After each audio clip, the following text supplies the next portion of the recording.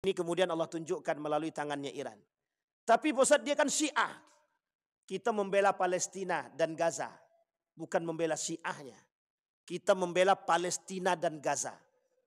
Oh, hancurnya Israel di tangannya Iran itu adalah bagian daripada politik. Yang satu sisi jalur kemanusiaan kita bisa dukung, tapi satu sisi dalam jalur urusan ideologi kita harus singkirkan. Karena tidak bisa, Pak.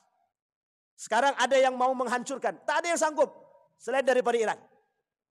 Akhirnya alhamdulillah sekarang dibantu. Yang membantu pun Cina dan Rusia. Termasuk ada negara kecil yang disebut dengan Yaman. Dan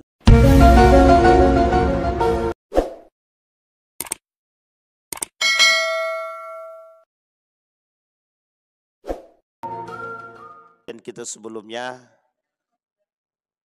tentang Firaun. Sudah siap mendengarkan Firaun?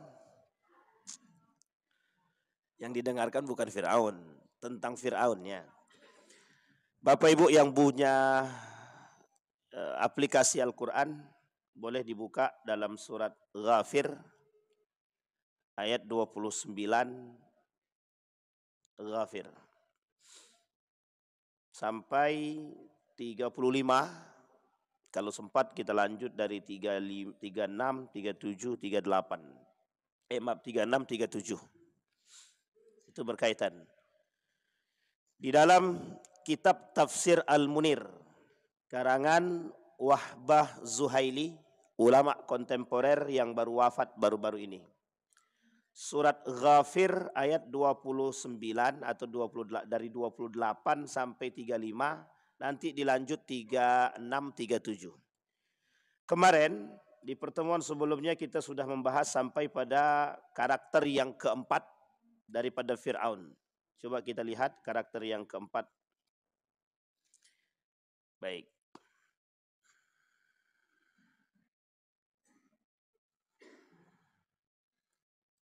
Pada karakter yang keempat itu dalam surat Al-Qasas ayat 4, kita ulang sedikit. Al-Qasas ayat 4. Allah berkata, "Inna fir'auna 'ala fil ardi wa ja'ala ahlaha syi'an yastad'ifu ta'ifatan minhum yudhabbihu abna'ahum wa yastahi nisa'ahum innahu kana minal mufsidin." Kata Allah, karakternya Fir'aun itu, karakter Fir'aun yang keempat sebelumnya yang kita bahas, itu memecah belah umat. Jadi kalau ada yang suka memecah belah umat berarti Fir'aun itu. Makanya Israel itu Fir'aun. Israel itu Fir'aun. Fir'aun masa kini. Tenang ibu-ibu. Baik. Kata Allah dalam Al-Quran, sungguh Fir'aun telah berbuat sewenang-wenang di muka bumi ini dan menjadikan penduduknya berpecah belah. Dikata Allah dalam surat Al-Qasas tadi. Dia menindas segolongan yang dari mereka Bani Israel. Dia juga menyembelih anak laki-laki, kemudian membiarkan hidup anak perempuan. Wa yastahi nisa'ahum humul mufsidun. Atau mereka adalah orang-orang yang melakukan kerusakan. Dalam ayat ini sebenarnya banyak Allah sebutkan. Satu di antaranya adalah cara Fir'aun memecah belah umat. Bagaimana cara Fir'aun memecah belah umat? Cara Fir'aun memecah belah umat, dia adakan adu domba, dia buat adu domba antar satu dengan yang lain. Setiap orang dengan kekuasaan yang dimiliki oleh Fir'aun, atau lebih tepatnya dengan duit dia dan kekuasaan dia. Dia nanti di dalam ayat ini ada 3 karakter tentang Fir'aun itu. Yang diambil sebagai bentuk kehancuran itu ada 3 karakter. Karakter pertama itu Fir'aun, yang kedua Qarun, yang ketiga Haman. Haman penasehat ulung. Penasehat ulungnya Fir'aun. Nah, kembali kepada ayat tadi, cara Fir'aun memecah belah umat. Fir'aun punya cara memecah belah umat itu dengan kekuasaan. Yang pertama dengan menekan. Dikatakan oleh Nabi dalam hadis Hadis ini hadis qudsi. Ya bena Adam, la takhafanna min dhi sultan fa inna sultani baqiyan fa inna sultani la yanfuzu abadan. Di dalam hadis yang lain, baginda Nabi bilang begini, wa in ijtama'al qaumu ala an yadurruka la yadurruka bi syai'in illa qad kataballahu alaik. Tapi panjang hadis dia, saya penggal saja. Dua hadis ini saya bacakan. Yang saya artikan begini. Kata Allah dalam hadis kursi begini. Kata Nabi dalam hadis kursinya. Jangan takut dengan kekuasaan. Sekalipun engkau tidak punya kekuasaan. Dia maksud jangan takut akan kekuasaan itu begini. Jangan takut kehilangan kekuasaan atau jabatan. Jangan takut akan direbut orang kekuasaan. Dan jangan takut akan orang-orang yang berkuasa. Nah, ini poin pentingnya di sini untuk dipahami. 3 poin ini. Kita masuk pada poin yang ketiga saja. Jangan takut dengan orang-orang yang memiliki kekuasaan. Karena memang ada orang-orang yang dengan kekuasaan itu tujuannya memang menindas. Memeras, menindas, menyiksa. Itu memang begitu. Karena memang yang lemah itu memang harus ditindas. Dalam bahasa kapitalis, bahwa yang lemah harus ditindas dan dimanfaatkan. Nah, ini poin penting nih. Jadi mengapa orang-orang, mohon maaf, orang-orang yang memiliki kekurangan dari sisi harta, iman, itu selalu dimanfaatkan. Kau butuh duit, aku kasih kau duit. Tapi dengan catatan, tolong kau sebarkan hoax ini. Demi duit akhirnya disebarkan. Atau sebaliknya, kalau kau tak mau ikut perkataanku, pokoknya kalau kau tak ikut perkataanku, akan aku masukkan kau ke dalam penjara. Nah, ini namanya tekanan. Tekanan. Kalau kau tak mau korupsi, kau tak usah lagi di sini, pindah. Nah, ini namanya tekanan. Itu yang dilakukan oleh Firaun. Firaun tampakkan di hadapan masyarakatnya yang tidak mau mengikuti perkataan dia, yang tak mau, akan dihabisi. Bisa dibunuh, bisa diusir, bisa dijarah, dan lain sebagainya. Tekanan. Cara Firaun untuk memecah belah umat dengan tekanan. Yang kedua, diberikan imingan atau iming-imingan harta. Agar orang-orang itu bisa suka dengan dia. Mau dengan dia. Kalau bahasa sederhananya begini.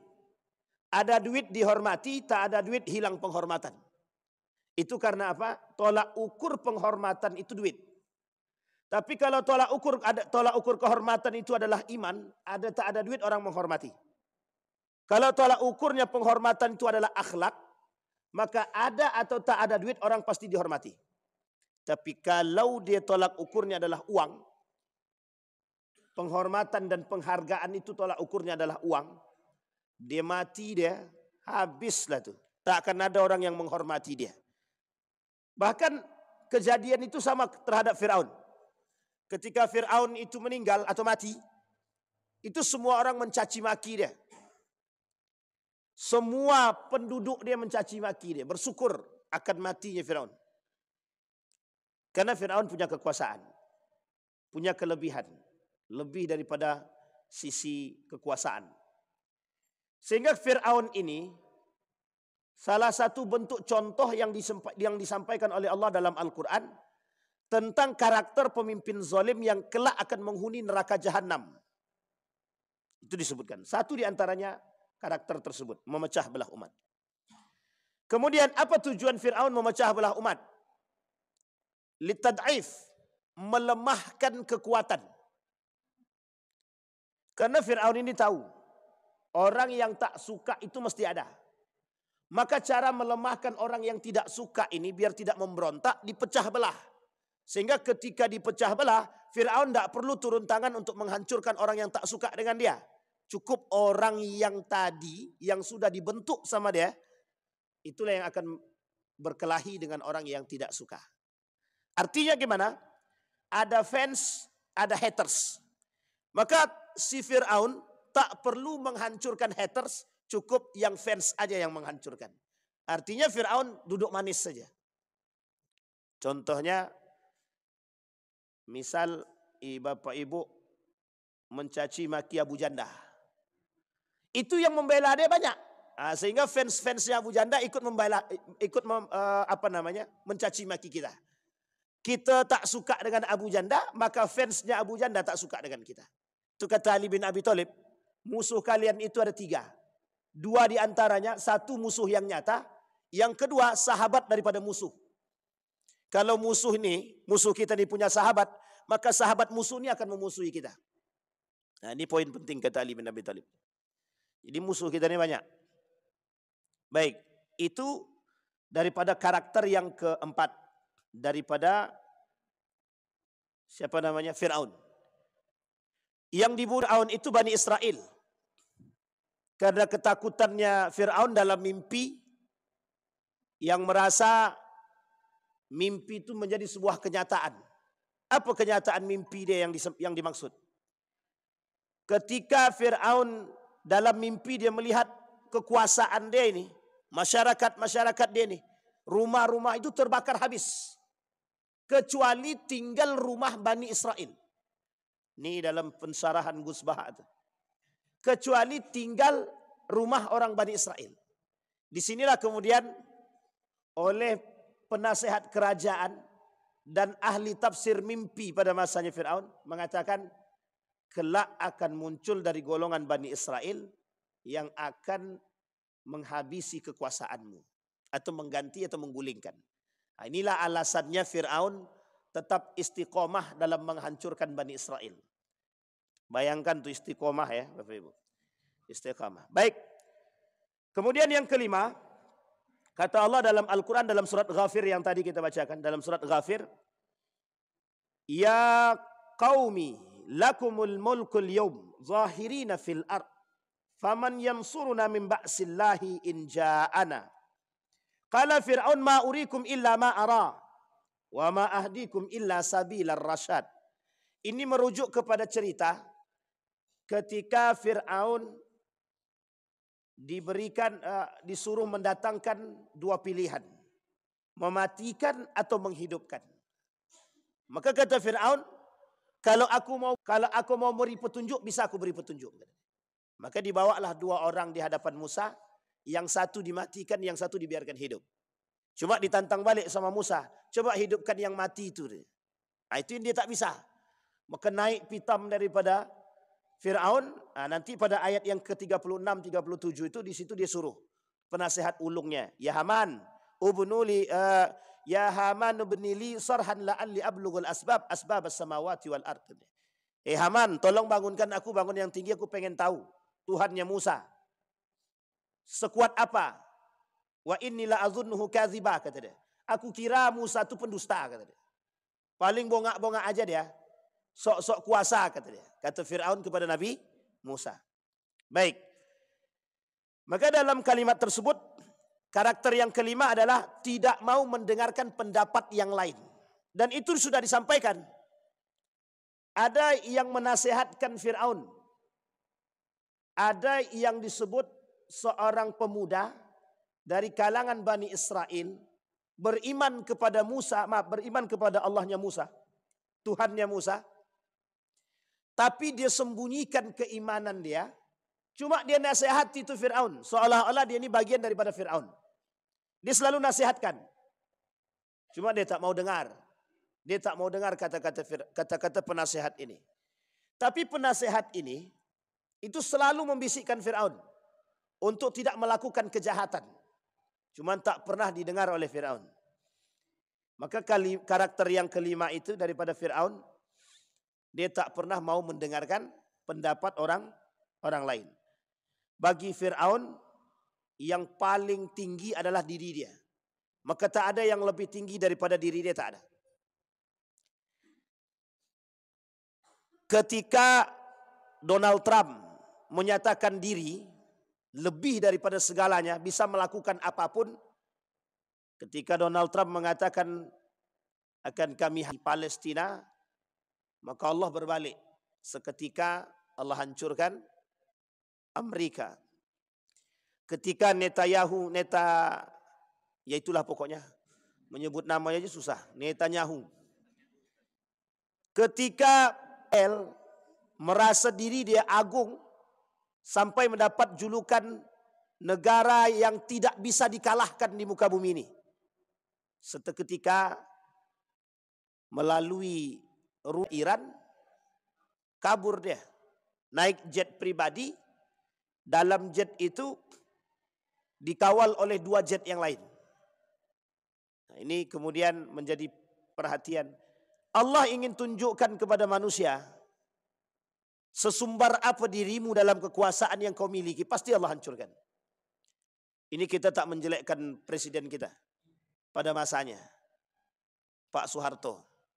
Dalam masa kekuasaan dia mungkin ada khilaf yang dilakukan, tapi sesumbar yang terjadi Allah kasih ujian dan cobaan dengan penggulingan dalam model kudeta. Sama Kemal Atatürk, kurang apa Kemal Atatürk itu? Panglima perang terkenal yang sangat memahami strategi perang dan tahu betul, tapi tumbang di tangan para partai anak muda tanpa ada pertumpahan darah.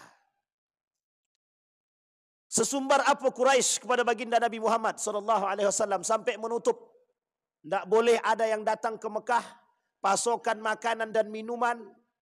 Tapi ketika kekuatan yang dibangun oleh Nabi di Madinah serasa sudah cukup, melalui negosiasi dan penutupan tempat atau embargo bagi penduduk Mekah untuk datang ke Madinah dalam bentuk jalur perdagangan, ditutup sama penduduk Madinah. Akhirnya orang-orang Mekah kebingungan. Dibangun komunikasi dengan sekitar Mekah. Akhir yang terjadi, Fathu Makkah, penaklukan kota Mekah tanpa ada pertumpahan darah. Dan ini semua yang merasa hebat akan ditumbangkan. Semua yang merasa kuasa akan ditumbangkan. Babilonia pada masanya, Babilonia, Irak sekarang, pada masanya pernah berkuasa yang sangat tangguh. Sampai Nabi sebutkan dalam hadis itu, 3 kekuatan besar kelak di akhir zaman yang tampak. Bukan Iran ya. 1 Irak. Yang kedua Yaman. Yang ketiga Syam. Irak itu pengkhianat besar. Mengkhianati Ali bin Abi Thalib. Mengkhianati Al-Hasan. Mengkhianati Al-Husain. Itu pengkhianat itu. Irak itu. Pada masanya. Sehingga disampaikan oleh Nabi dalam hadis dia, 3 kekuatan besar Irak ini punya sejarah. Irak ini tak jauh berbeda dengan Iran punya sejarah atau mental pejuang. Mental berperang. Pada masa Babilonia, kekuatan Irak itu di atas. Sampai Irak itu bisa membeli orang-orang Yahudi pada masanya. Yang kemudian diajak kerjasama untuk membangun Babilonia ketika itu. Kecemburuan oleh Persia, ingin kembali menaklukkan Babilonia, maka Persia yang Iran hari ini pernah bekerja sama dengan orang-orang Yahudi yang sudah bekerja sama dengan Irak itu dalam bentuk pengkhianatan Yahudi. Diambilnya orang Yahudi dari Irak tadi, Babilonia tadi, bersekutu dengan bersekutu dengan Persia. Kemudian dia gulingkan Babilonia. Jadi 2 negara ini, Iran dengan Irak ini punya mental perang yang besar, yang tidak boleh kita tutup mata. Jadi kalau prediksinya para ulama, sebagian para ulama memprediksi begini, Iran tuh pasti menang. Nah, itu bahasa kasarnya. Kata dia, ini prediksi ya. Iran tuh pasti menang. Kata dia. Nah, ini karena benih-benih perang dunia ketiga ini dah nampak gitu. Uniknya negara-negara Islam yang tunduk ini belum menentukan sikap sebelah mana. Apakah ke Amerika ataukah ke Rusia, Cina, Iran. Nah, ini kata SBY 5 pemegang kendali dunia dalam urusan perdamaian. 1 di antaranya adalah Rusia, kemudian Cina, Iran, Amerika, Israel. Itu tergantung pada permainan mereka lah. Ini yang disebut dengan model geopolitik. Uniknya, Amerika punya proxy war. Perang menggunakan proxy. Iran juga sama. Perang menggunakan proxy. Artinya apa? Model berperang mereka dalam jalur politik ini dua. Mereka menggunakan tangan orang lain untuk memanfaatkan dunia. Sama, begitu juga Iran. Iran juga memanfaatkan perperangan, kemudian dia bisa mendapatkan keuntungan. Dan itu terjadi. Selalu terjadi. Ketika Yahudi berperang dengan Babilonia, dia menikmati saja. Tak perlu energi banyak untuk dikeluarkan. Ketika Persia menang atas Babilonia, itu menangnya tidak perlu mengerahkan tenaga dengan sekuat tenaga. Maka Iran ini punya masa lalu yang tidak boleh kita tutup mata. Karena memang kekuatan. Dia pernah menaklukkan Babilonia, pernah menghancurkan Yahudi. Dan Iran selalu berada di balik penaklukan Yerusalem. Iran selalu berada di balik penaklukan Yerusalem yang dilakukan oleh Eropa. Nah, ini dalam sejarah. Kembali kepada poin tadi. Bahwa Fir'aun tak pernah mau menerima pendapat siapapun. Dia tahu orang-orang lain ini yang memberikan pendapat bukan Tuhan. Sementara diri dia Tuhan. Artinya Fir'aun sudah mengaku diri dia Tuhan. Maka kalau ada sekarang manusia yang mengaku diri dia Tuhan, berarti dia lebih parah daripada Fir'aun. Baik, itu yang kelima. Kemudian di dalam surat Ghafir ayat selanjutnya itu, wa qala alladzi amana ya qaumi inni akhafu alaikum mithla yaumal ahzab. Disampaikan di situ. Ada ketakutan terhadap kaumnya akan terjadi perkampungan-perkampungan yang akan mendapatkan ahzab wal azab. Jadi ada ketakutan yang terjadi.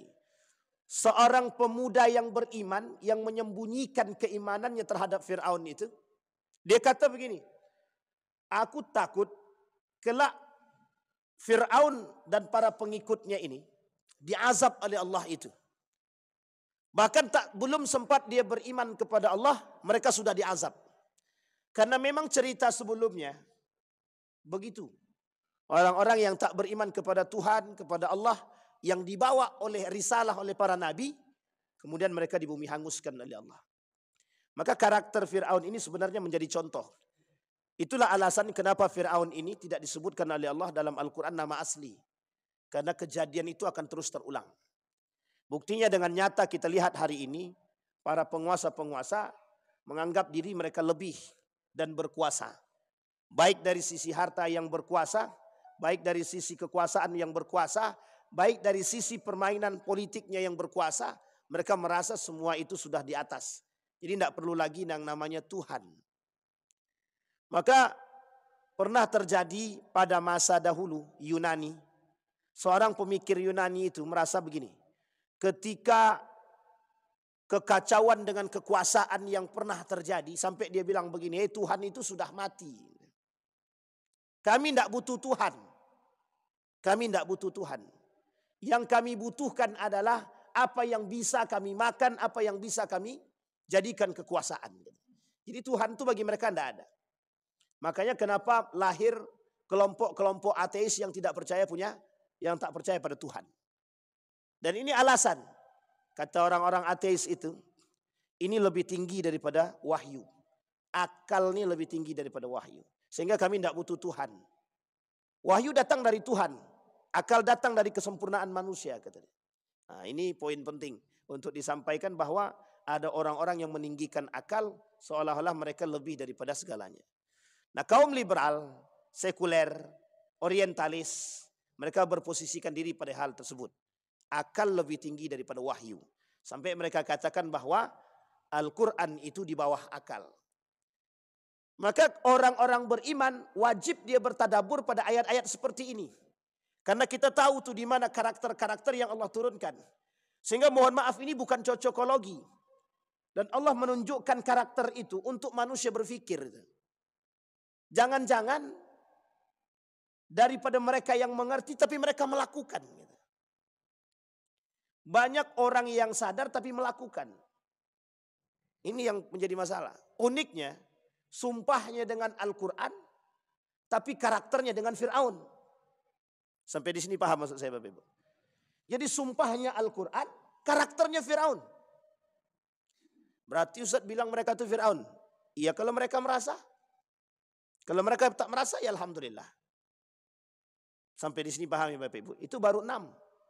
Sementara ada 16, masih 10 lagi. Baik, kita lanjutkan pada karakter yang ke-6. Menjauhkan rakyat daripada kebenaran. Apa kata dia? Ketika Musa memberikan kebenaran dalam membawa risalah sang pencipta, apa kata mereka? Haman, kemudian Fir'aun, innahu lasahirun kadzab. Bahkan dalam Al-Quran dalam surat Thaha dikatakan, qalu inna hadza lasahiran yuridani an yukhrijakum min ardikum bisihrihima wa yadhhaba bitariqatikumul muslah. Kenapa di sini disebutnya dua orang? Harun wa Musa. Dia Harun dan Musa cadel, sementara Harun ahli komunikasi. Musa tak bisa berbicara dengan baik, tak bisa berdiplomasi, tapi Harun punya kelebihan pada aspek diplomasi. Sehingga digabunglah antara Musa dengan Harun. Kemudian muncul pertanyaan, siapa Harun ini? Dalam Al-Quran disebutkan dua hal. Satu disebutkan saudara dia, yang satu lagi saudara perempuannya. Nah, dua-dua ini kalau dalam pandangan para ulama, kata Ibnu Katsir, saudara daripada Maryam. Tapi dalam tafsir yang lain, kakak daripada Musa. Dan ini diperdebatkan oleh para ulama ahli tafsir tentang siapa sebenarnya Harun. Dan kenapa tiba-tiba muncul Harun di situ. Secara itu bisa dilacak dalam sejarah. Bahwa sebenarnya Harun ini adalah orang lain. Sebenarnya orang lain yang disandarkan sebagai kalimat persaudaraan. Akhakum. Atau lebih yang disebut dalam Al-Quran tersebut, saudara perempuan kalian. Nah saudara perempuan ini siapa? Ini kemudian yang menjadi persoalan. Ada yang mengatakan dia daripada Maryam, ada yang mengatakan dari yang lain. Nah, kata Fir'aun, Musa, Harun, pembongak. Jangan kalian percaya. Nah Fir'aun melakukan penekanan itu kepada mereka. Sama halnya yang dilakukan pada masa sebelum Umar bin Al-Khattab. Sebelum Umar bin Al-Khattab masuk ke dalam Islam. Pada masa Abu Jahal, Abu Lahab. Untuk menggeserkan kebenaran itu tekan itu. Dia tekan dulu. Dia sampaikan kepada masyarakat itu. Muhammad itu kadzab. Muhammad itu sahir. Muhammad itu penipu. Muhammad itu tukang sihir. Disampaikan tuh. Kata Abu Jahal, Muhammad itu la sahirun kadzab. Sangat penyihir ulung. Sehingga membuat kalian terhipnotis dengan perkataannya. Umar bin Khattab juga melakukan hal yang sama pada budak dia. Ada budak perempuannya. Umar bin Khattab kata, itu tidak benar. Tapi pengakuan Abu Jahal, kebenaran apa yang disampaikan oleh Muhammad kepada Abu Sufyan dan kawan dia. Kemudian Abu Sufyan bilang, kenapa ente sudah tahu kebenaran Muhammad, kenapa ente tidak masuk Islam? Dari kabilah Muhammad ada, dari kabilahnya Muhammad ada nabi, dari kabilah kami tak ada nabi. Gengsi aku, kata dia. Jadi Abu Jahal menyebarkan hoax itu karena gengsi aja.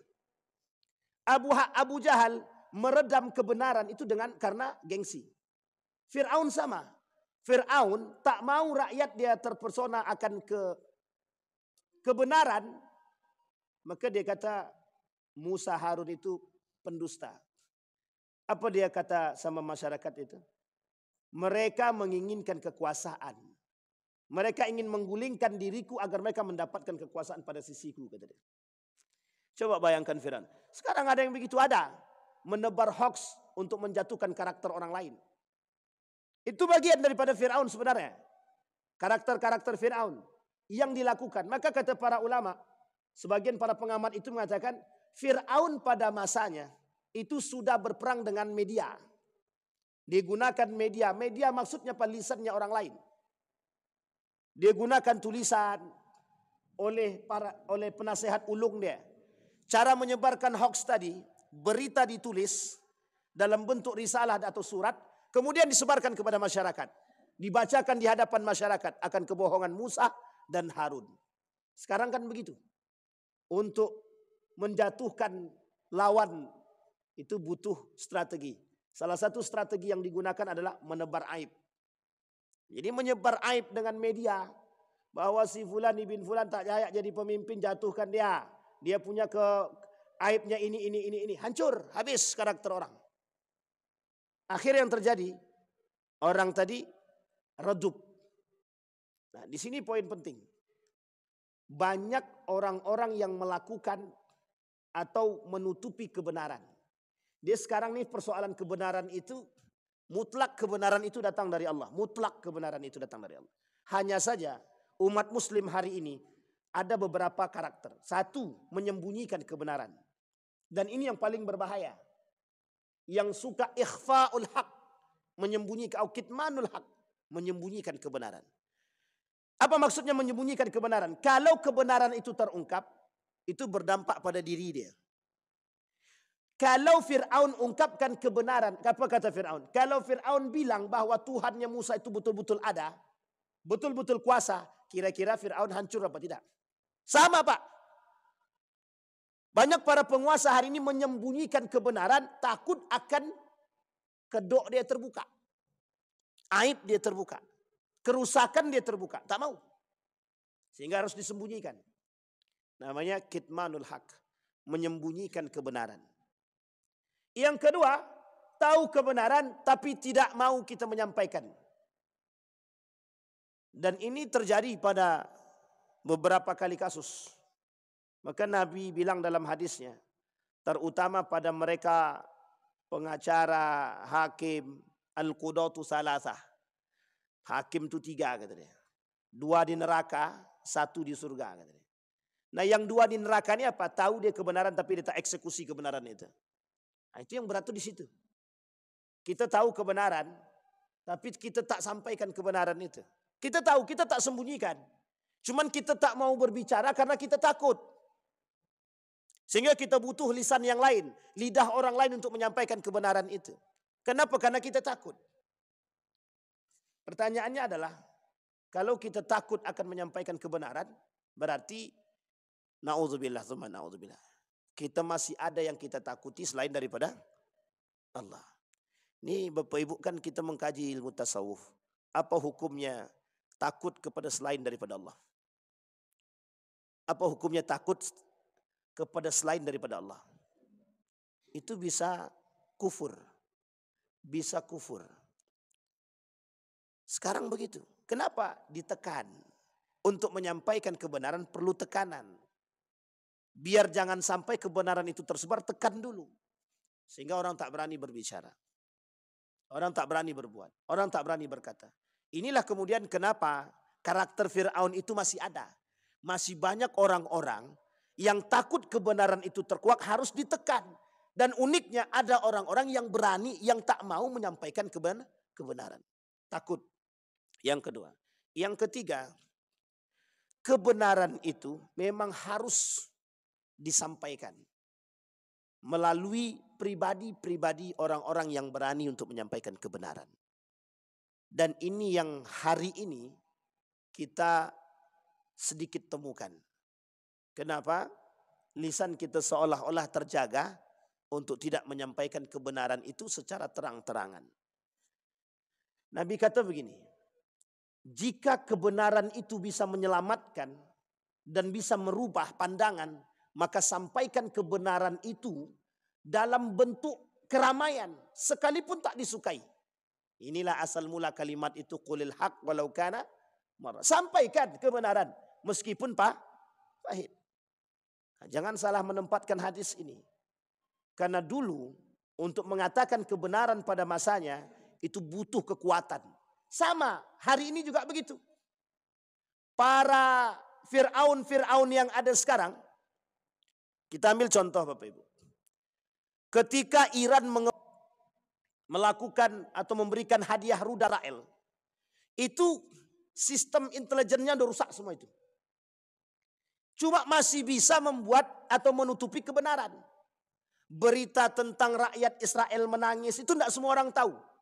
Hanya ada beberapa video yang kemudian sebelum dihapus sudah diambil, sudah di-download. Itu pinternya Fir'aun pada masa sekarang itu. Jadi dia tutupin tuh kebenaran. Apa kata itu? Dalam rilis resmi mereka. Iran cuma tidak tepat sasaran. Dia tak merusak. Padahal sudah begitu hancurnya. Dia kata tidak merusak.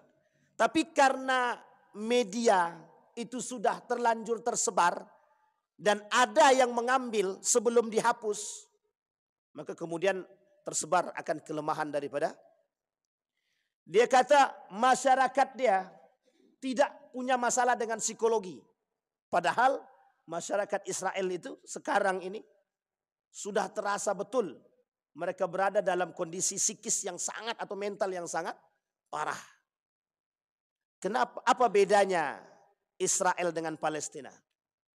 Palestina dalam kondisi yang brutal begitu, yang dihabisi oleh Israel, mereka masih tetap bertahan ingin dan tak mau meninggalkan tempat. Israel, penduduknya dengan gagah menuliskan, minta maaf kami Iran, kata dia. Kami cukup, kami mengaku salah, kata dia. Tapi kata Iran, kalian sudah cukup yang kalian buat terhadap Palestina dan Gaza. Hari ini biar kalian merasakan apa yang dirasakan oleh Gaza, kata Iran. Nah, itu Ali Khomeini bicara begitu dalam rilis resmi dia. Kata dia, kalian nantang, kami berikan. Kalian merasa sok berkuasa, kami lakukan. Sehingga dilakukan oleh Ali Khomeini dalam perintah dia. Setiap perintah dia beberapa menit kemudian terjadi. Setiap perintah dia beberapa menit kemudian terjadi. Jadi memang Iran punya masa lalu mental perang yang sangat kuat. Yang tak pernah bisa kita tutup mata dengan kejadian tersebut. Nah, kembali kepada poin yang ke-6 tadi. Menjauhkan rakyat daripada kebenaran. Dan ini karakternya Fir'aun. Yang tidak suka terkuaknya akan kebenaran siapa sebenarnya Tuhan.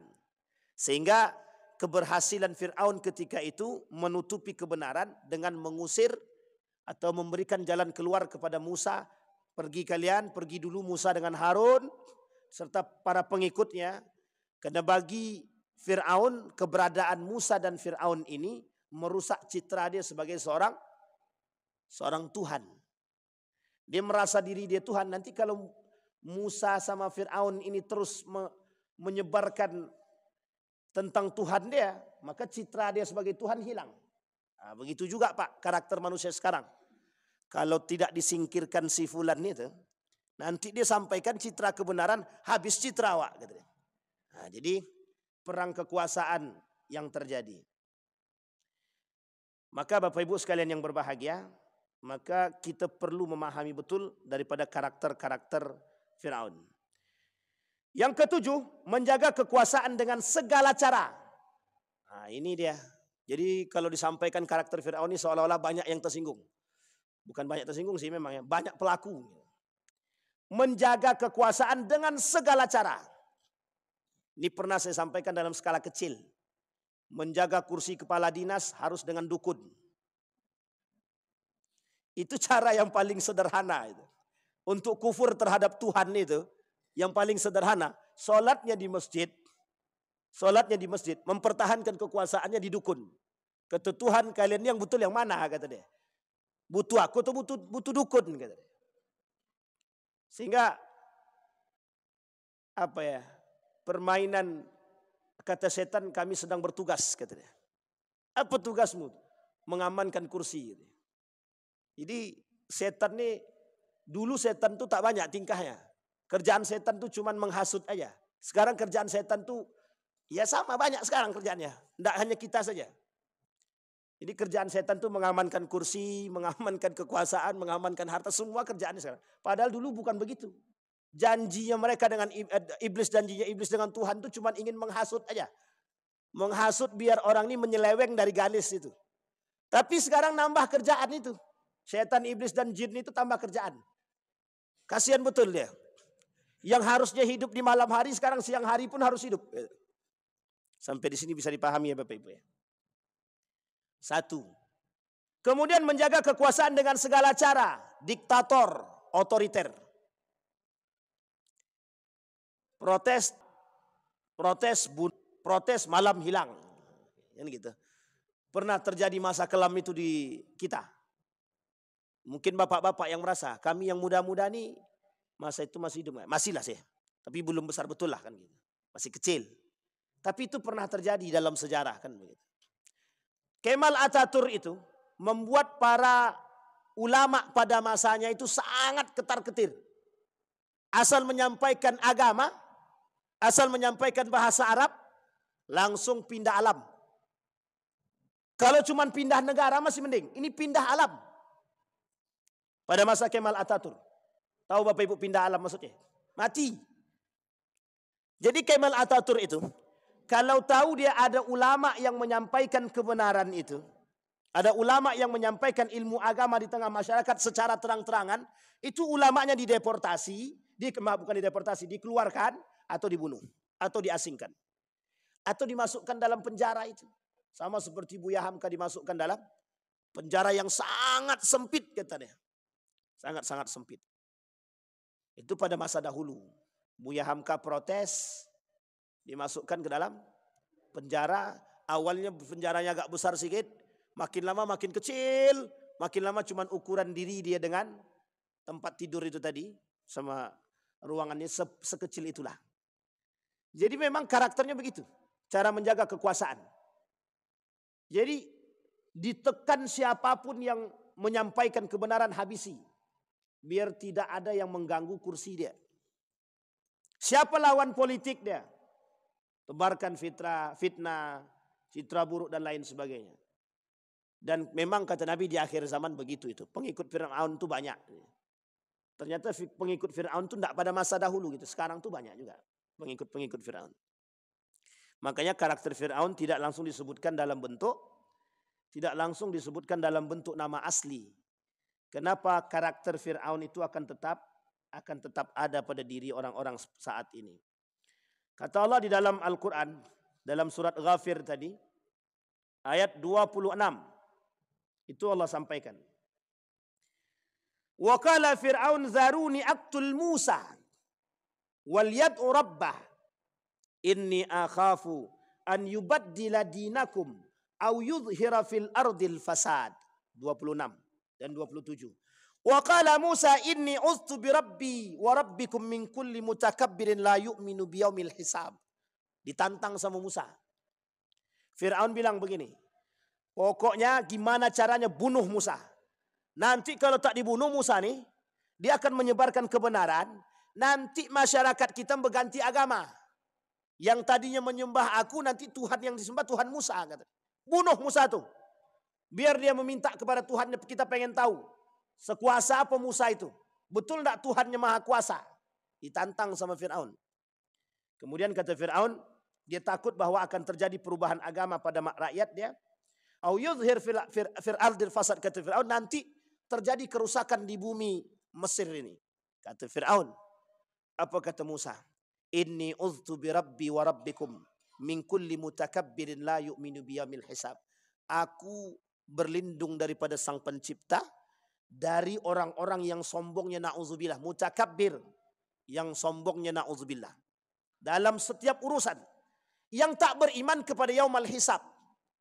Jadi, kalau ada sekarang manusia berpikir ingin menjadi manusia abadi, itu sebenarnya sudah pernah dilakukan oleh Fir'aun.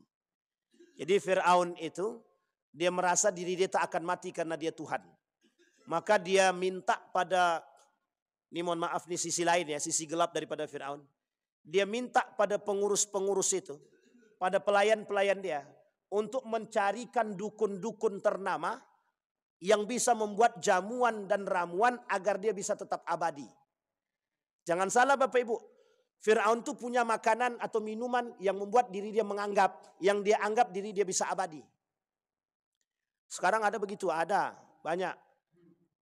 Sekarang ini muncul ide dan gagasan dalam dunia teknologi ingin menciptakan manusia abadi. Ingin menciptakan manusia abadi. Tapi itu mungkin tak terjadi. Karena manusia abadi habis. Baik, itu yang ketujuh. Jadi apapun cara oleh Fir'aun akan dia lakukan, yang penting posisi dia aman. Termasuk harus yang dilakukan oleh Israel sama. Israel ini yang penting bisa mendapatkan posisi, yang penting bisa mendapatkan Yerusalem, yang penting bisa mendirikan Yahudi State, negara Yahudi, gimana pun caranya kami harus bunuh rakyat Palestina itu. Ini Bapak Ibu pernyataan resmi daripada rahibnya Yahudi.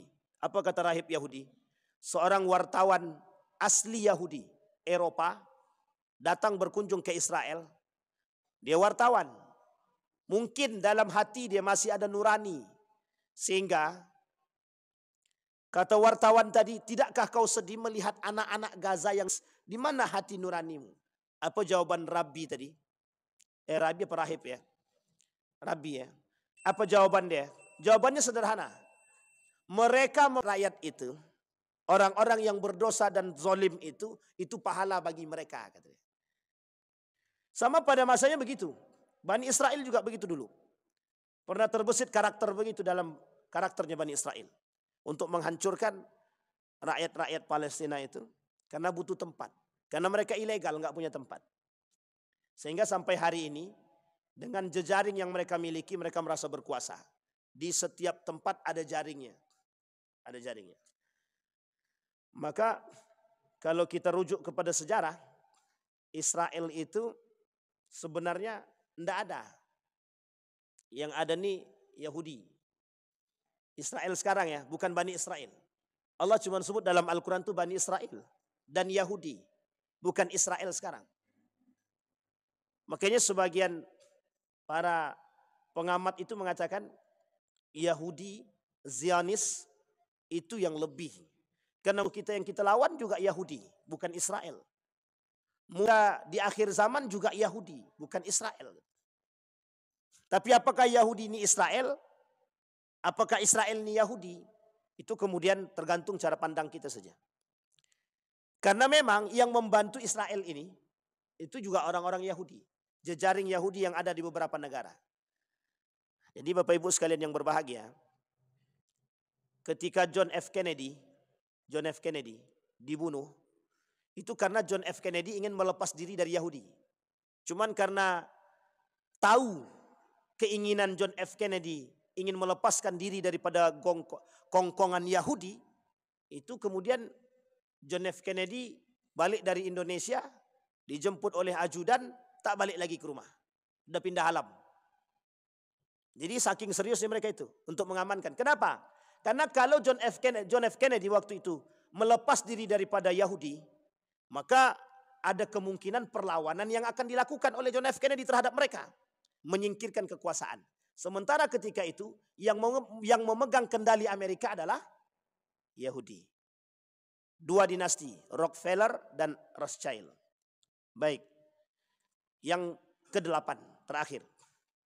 Dia ada 16, 8 kemudian kapan waktu kita sampaikan. Yang ke-8 anti reformasi. Anti perubahan. Fir'aun tidak mau melihat adanya perubahan di kalangan masyarakat. Dengan segala cara akan dia lakukan agar jangan sampai rakyat dia sadar. Jadi selalu dibangun citra, selalu dibangun berita, hoax. Setiap ada yang menyampaikan kebenaran, tutup dulu. Ini cara Fir'aun bagaimana? Menyebarkan. Melalui lisan dia gunakan media. Medianya itu media tertulis. Dalam bentuk pengumuman yang dibacakan oleh kekuasaan, penguasa, sekretaris dia, dibacakan. Tak ada namanya kebenaran itu, tak ada. kebenaran yang mutlak itu cuma datang dari Fir'aun. Tidak ada kebenaran yang mutlak datang dari yang lain, tak ada. Sehingga disinilah Fir'aun mengata bahwa kebenaran itu mutlak akan datang daripada diri dia. Kalian mau kaya, Fir'aun bisa kayakan. Kalian mau miskin, Fir'aun bisa miskinkan.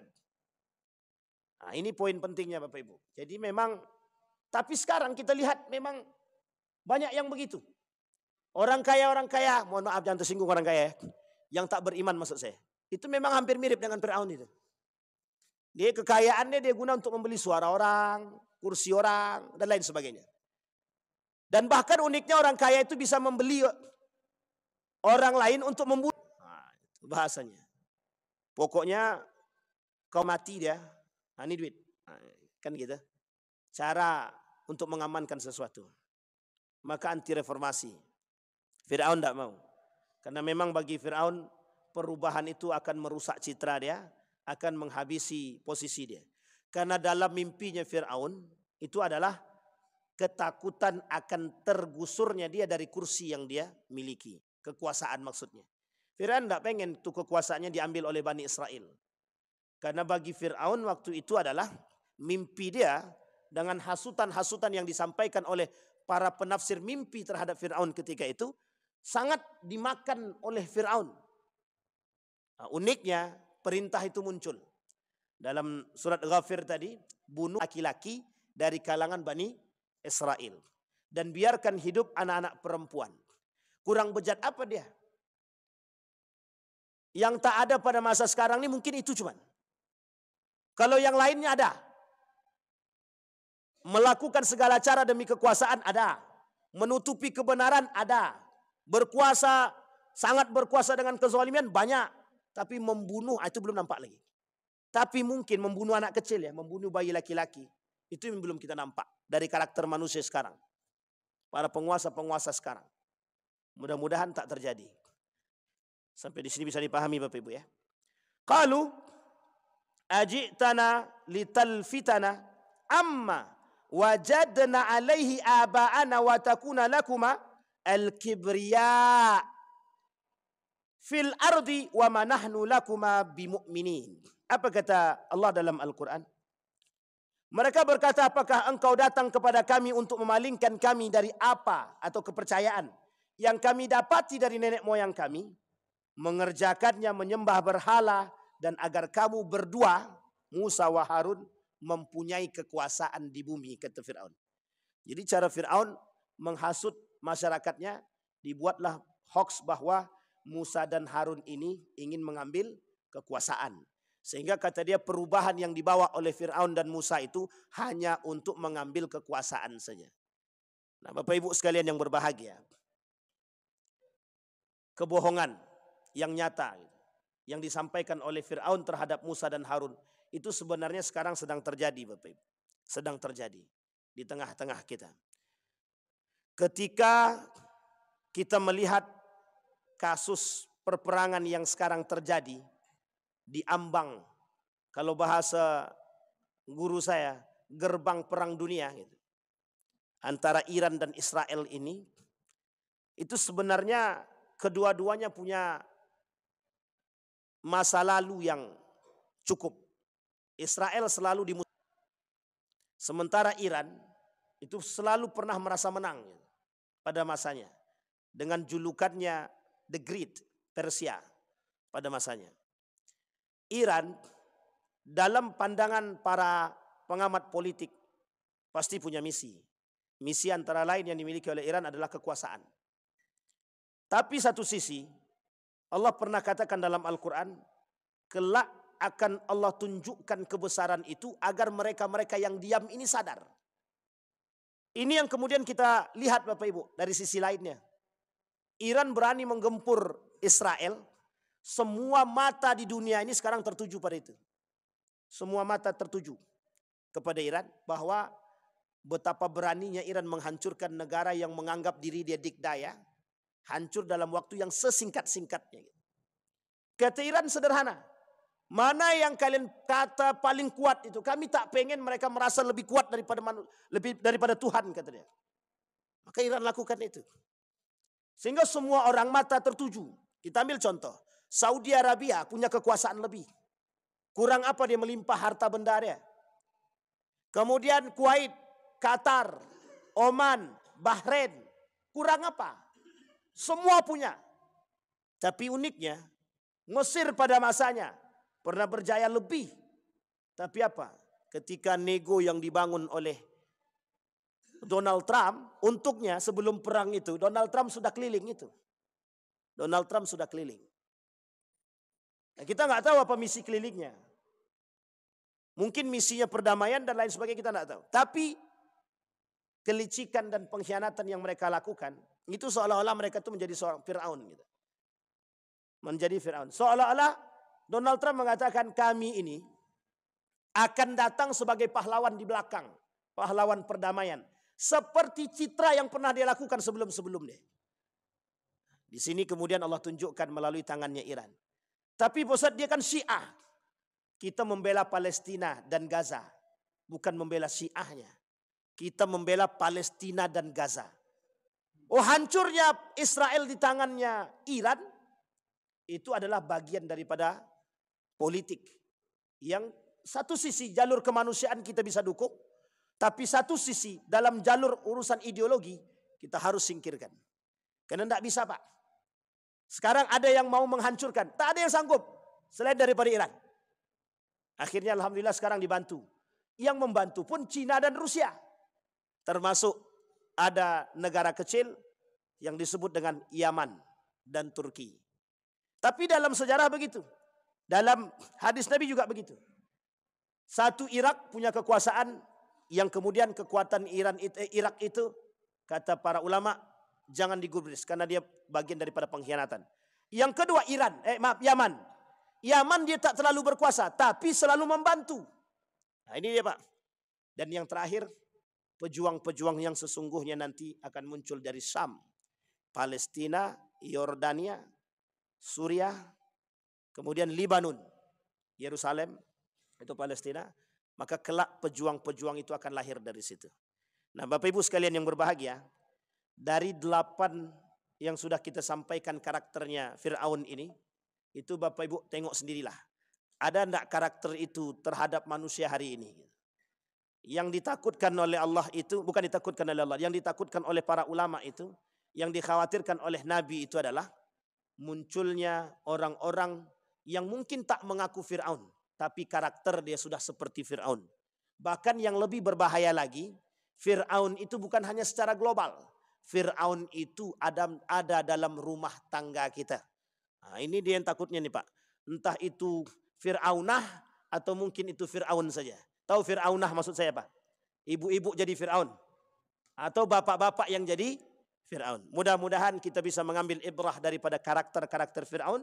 Bisa kita menjaga diri agar tak terjerumus dalam perbuatan-perbuatan Fir'aun. InsyaAllah Allah jaga kita dalam keistiqamahan dan husnul khatimah. Kita berdoa pada Allah. A'udzubillahi minasyaitonirrajim. Bismillahirrahmanirrahim. Hamdan syakirina hamdan na'imin hamdan yuwafi ni'amahu wa yukafi'u mazidah ya Rabbana lakal hamdu kama yanbaghi li jalali wajhikal karim wa azim sultanik. Allahumma salli ala Muhammad wa ala ali Muhammad fil alamin innaka Hamidum Majid. Ya Hayyun ya Qayyum ya Fattah ya Alim ya Aziz ya Ghaffar ya Rabbal alamin. Allahumma faqihna fid din wa alimna ta'wil. Allahumma ansur man nasara ad-din wa khudhul man khadhal muslimin. Allahumma ansur ikhwanana al-mujahidin fi Palestin wa fi Gaza wa fi kulli makan. Allahumma dammiril yahud. Allahumma ahlikil kafarata wal mubtadi'ata wal musyrikina a'da'aka a'da'ad din. Rabbana hab lana minas salihin. Rabbana hab lana min azwajina wa dhurriyyatina qurrata a'yun waj'alna lil muttaqina imama. Allahumma ij'alil Qur'anal 'azima rabi'a qulubina wa nura sudurina wa jilaa'a ahdanina wa dhihaba humumina wa ghumumina. Allahumma ij'alil Qur'ana hujjatan lana la hujjatan 'alaina. Rabbana atina fid dunya hasanah wa fil akhirati hasanah wa qina azabannar. Walhamdulillahirabbil alamin. Assalamualaikum warahmatullahi wabarakatuh.